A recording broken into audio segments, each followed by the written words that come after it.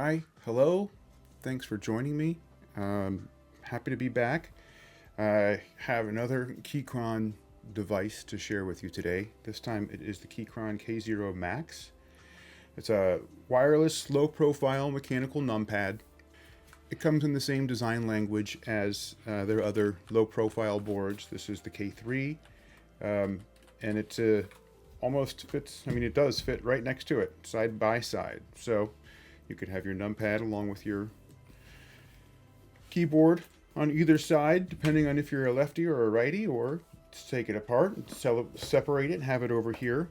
Something that this has is a Bluetooth dongle right here. It works awesome. It also comes with a female to female USB extender and a braided cable so that you can plug this into your PC if it's maybe a little bit farther away from where you're sitting at your desk and have really low latency, which is a great thing to have, but not really essential, because in using this I found that there was never any issues with latency or anything like that. Like with typical Keychron boards, you just touch the key and it wakes right up and it's ready to go.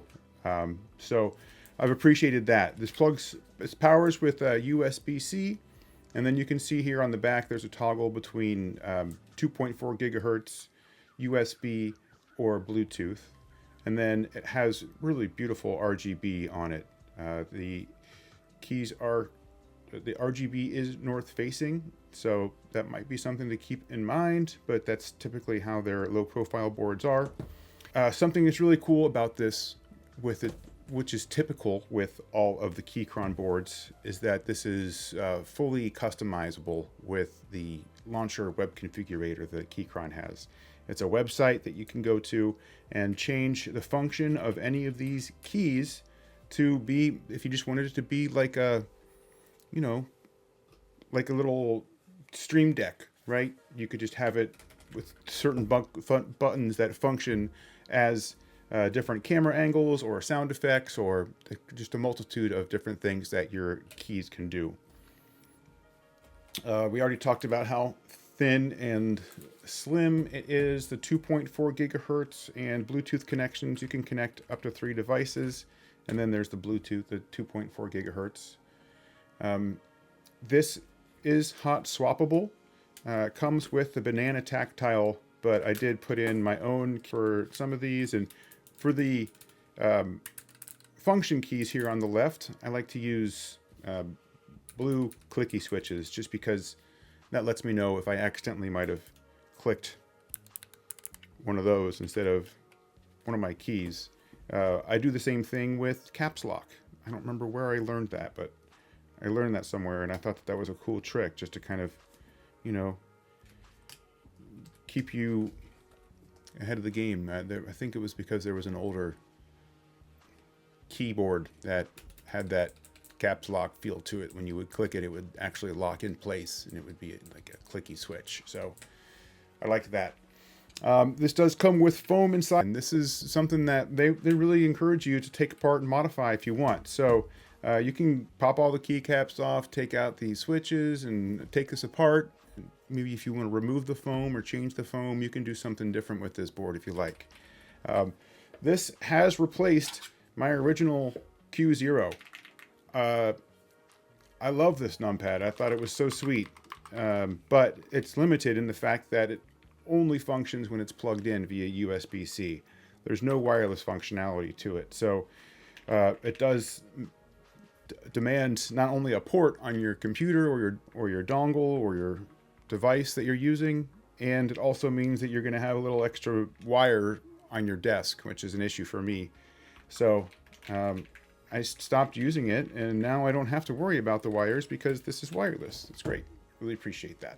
There isn't a lot to be said about a numpad that it hasn't already been said or isn't really obvious from looking at it, right? It's just, it functions as your keys for your numbers. If you're maybe doing a lot of number crunching, going through spreadsheets or doing expenses, something like that, which I do see the value in. I prefer to have a smaller keyboard, a 75% or even a 65%, just so that it takes up less space on my desk. But again, there are times where I'm like, man, it would be really beneficial to have that numpad. And sometimes I bust it out, and now I've got this full-time right here on my shelf so I can use it whenever I want to. The switches that it comes with are a milk palm switch, and they sound, I would say, some people might want to say a little creamy, but it's just also a very hollow sound because it is a low profile board. There's not a lot of resonance to it. So without that resonance, you're not going to really have that much of a sound. I've got a couple pros and a couple cons here for this board. First pro, really great build quality. This is made really strong. The bottom is plastic, just like all the other K boards that have come out. And then it's got this aluminum side and aluminum top. It's a very strong and very portable board. I've taken it with me to school and, I've taken it with me to the office and didn't have any issues with it. Non-functioning or anything like that. It worked with my Windows computer just fine. The connectivity is awesome. I mentioned before, if it's asleep, you have to push a key to wake it up sometimes, but that first key press wakes it up right away and you're able to start using this keypad right away. Battery life, talked about that. That's great. Typing feel. I really like the typing feel. Cons. My biggest con is just that it looks different than the other boards on my desk. I typically have a Q series board, something that's aluminum build and a higher profile board. And so that it just doesn't fit with the rest of my boards. But since it's off to the side, it doesn't really make a difference. It's really nice that it's so small and portable and I can just grab it really quickly and start using it that way.